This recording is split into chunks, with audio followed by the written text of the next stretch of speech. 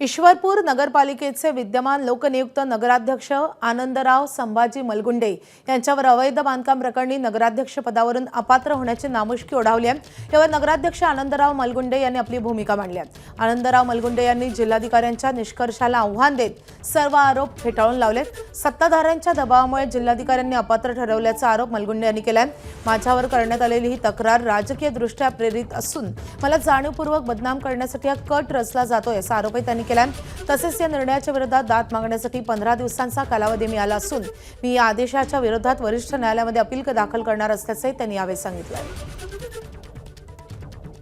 हे जाणून बुजून बदनाम करण्याच्या दृष्टिकोनातून यांनी सत्तेचा गैरवापर करून हे अधिकाऱ्यांच्यावर दबाव टाकून हा निर्णय करून घेतलेला आहे। पुढचं मी पुढं मला 15 दिवसाची हे आहे कालावधी आहे। मी त्या ह्याच्यात संविधान मानणारा माणूस आहे।